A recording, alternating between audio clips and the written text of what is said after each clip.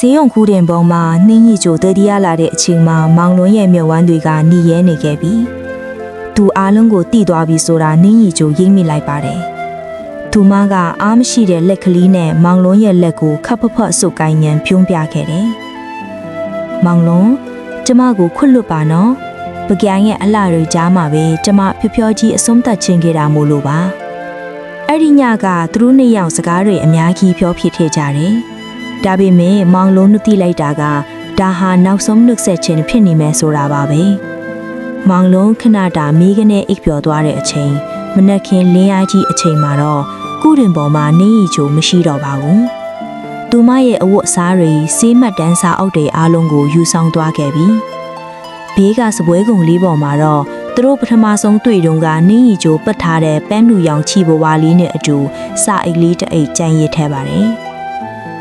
ချေရပါတော့မောင်လုံးဒီစာကိုဖတ်နေရချိန်မှာကျမပကံကနေထုတ်ခွာသွားပြီဖြစ်မှာပါမောင်လုံးရဲ့ရှေ့မှာအသက်ပြောက်ရမှာကိုကျမကြောက်တယ်ကျမကိုပကံရဲ့နေဝင်ချိန်တွေမှာပြုံးနေခဲ့တဲ့ကောင်မလေးတယောက်အဖြစ်ပင်မှတ်မိနေပြီပါလားဟင်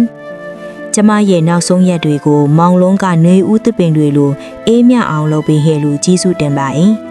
တကယ်လို့နောက်ဘဝဆိုတာရှိခဲ့ရင်ပကံသားမောင်လုံးနဲ့ပဲပြန်ဆုံကျင်ပါသေးတယ်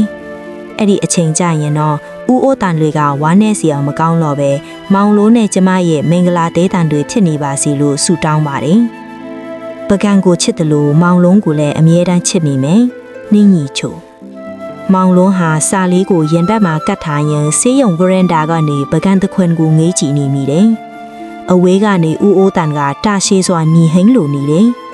ပကံရဲ့နှွေဟာအရင်အတိုင်းပူပြင်းနေဆဲမှာဒါပေမဲ့မောင်လုံးအတွက်တော့ပကံရဲ့လေထုထဲမှာနှင်းကြီးကျိုရဲ့ပန်းကျနတ်လေးတွေထောင်မရကိန်းအောင်ကြံရစ်နေတော့မှာပါ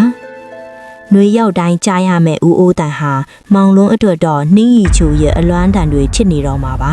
။ပြီးပါပြီ။ဒီဇက်လန်လေးကမြမဆန်ဆန်နဲ့ပကံရဲ့ရာတာကိုအပြည့်အဝပေးစွမ်းနိုင်မယ်လို့မျှော်လင့်ပါတယ်ဗျာ။